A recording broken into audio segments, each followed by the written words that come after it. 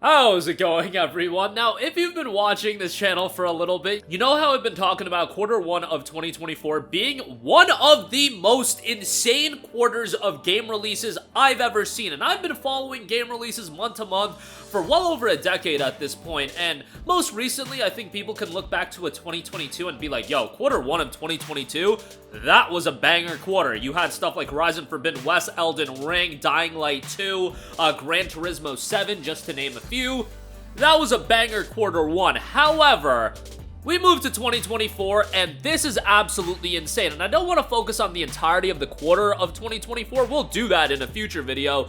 But primarily February. And why I want to bring this up to you guys is because it looks like Elden Ring Shadow of the Erdtree, for whatever reason, I mean, Elden Ring's gonna be fine in the colossal tidal wave that is February, but Shadow of the Erdtree, the major DLC for Elden Ring, looks to be launching in February of 2024. Now, before we get into this video, I just want to ask you guys, please like this video and do leave a comment with your thoughts. It really does help out the channel a lot, and it is much appreciated. Before we break down February's lineup, let's talk about Elden Ring's expansion. As noted on WCCF Tech, despite the lack of concrete information, it looks like the Elden Ring Shadow of the Erdtree expansion will launch in February according to a recent discovery. As reported on the Gaming Leaks and Rumors subreddit, manufacturer Thrustmaster is about to release a new limited edition controller based on the popular game by From Software as part of a collaboration with Bandai Namco, according to a document found on the website of online retailer DataBlitz. What makes this document extremely interesting is that there are mentions of the controller launching together with the DLC expansion, whose launch will coincide with the base game's anniversary, and the possibility of another DLC expansion in 2025. Another major key beat, as the leak presentation also features designs for the controllers. It could be that this is something unrelated to the DLC, but it's looking like it's a very good chance that it is real. And I had heard the idea over and over again of, yo, Shadow of the Erdtree coming out 2 years after the initial launch of Elden Ring, that makes all the sense in the world. And then we had heard from Software, oh, it's still in development, still a ways away. And I was like, thank the heavens, because February is already crazy. We do not need the Elden Ring DLC attached to February, but now it's looking like that is a possibility, which honestly at this point, guys, we gotta do something. I know we can't do anything, but we gotta make a plea to these game developers, especially those developers and publishers, and we'll get to them in a second, and we'll get to the games. Y'all launching new IPs, big new IPs. One of these games literally got delayed out of November, and the reasoning was because of the tidal wave of games coming out during October and November. Brothers, we gotta get out of February. What is going on here? February is even crazier than I would say October of this year, which was an insane month. Maybe that's a little bit of a stretch, but let's run down February for those of you guys that aren't aware. And I'll go over everything, even some of these smaller games. Right off the rip, February 1st. And look, a lot of Japanese game focus here. If you're not into Japanese games, maybe February isn't as crazy for you. But I think most people at this point are pretty into Japanese titles. February 1st, Granblue Fantasy Relink. Long-awaited JRPG. We've been waiting years and years. It's finally out on February 1st. That's great to hear, and I'm excited about it. That's one of my most anticipated games of 2024, but I feel like I'm going to say that repeatedly over and over again.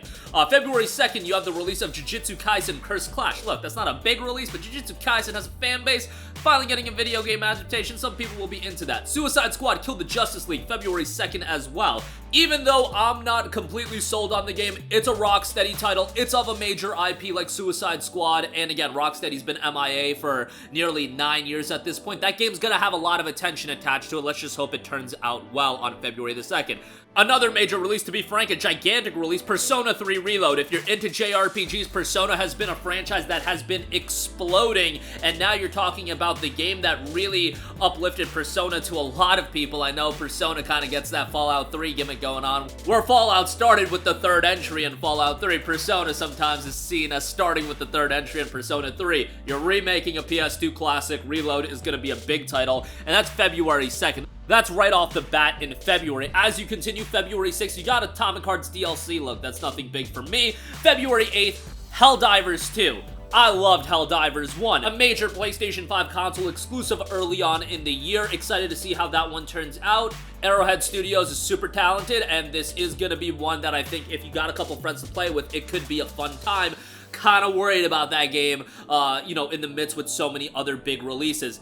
The Inquisitor is scheduled for a release on February the 8th. If this date actually hits, I don't even know how this game is going to be managing releasing at this time period. This is the kind of game, to me, that screams like it is going to get hurt by all of the big releases. It's a new IP coming from Calypso Media, and it looks pretty interesting. It doesn't look like a blow-away RPG, but from its elements and its thematics, I think this is a game that people are going to have interest in, or would have interest in, but I just ultimately think that also, it coming out around the same time as all of these other titles, it's going to be in trouble. And that's the type of game I look at and I'm like, oh man, that game's in trouble. At least from what I can tell. A game can turn out to be shockingly good and it'll do good amidst competition, but that's one I do worry about. Come February 13th, here's another game I worry about. Banishers Ghost of New Eden, coming from a talented studio in Don't Nod. So far, what I've seen of Banishers, I think looks really good. But that game was scheduled to come out in November. It was ultimately delayed, as I mentioned, because of the packed schedule of game releases in October and November.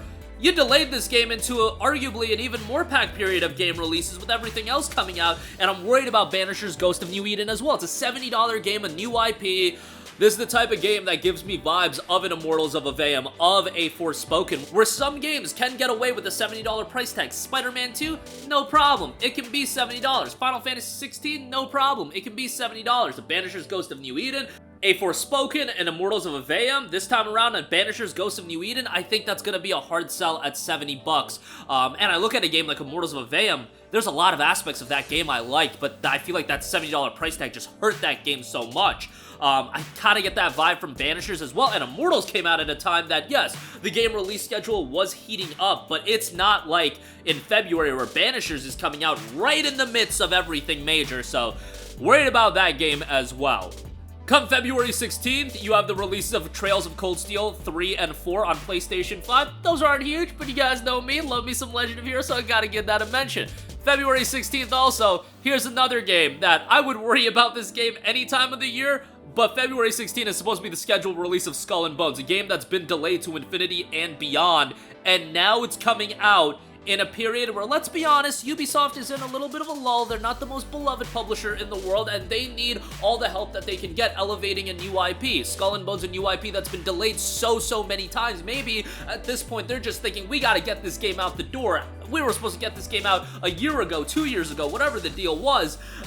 You know, and now it's coming out in February with so many other major releases, and I would have said that this game was going to be in trouble anyway. It's a $70 release, new IP, Ubisoft again, a publisher that some people are down on. That's one that I am worried about as well. February 22nd, you got Pacific Drive. That's a game that's been looked forward to for a little bit. Looks like a really cool game. Now, with a game like that, I think it's gonna do fine. Just like any time of the year, I think that game is gonna interest some people. They're just gonna love the vibe of the game, and they're gonna end up checking it out. And I just think it's so much different than a lot of the other games that it's gonna do okay, and ultimately, it's one of those games that if it comes out, it turns out well. Throughout the year, I see people being like, okay, I heard about this Pacific Drive game back in February. Let me go check it out. I imagine it's going to be released at a cheaper price point as well. It's not going to be like $70 like a Skull and Bones or a Banishers Ghost of New Eden. I think it'll be at the 30 to 40 range at most, so that I could be worried about, but not as worried about it. And then you have Star Wars Dark Forces Remaster on February 28th.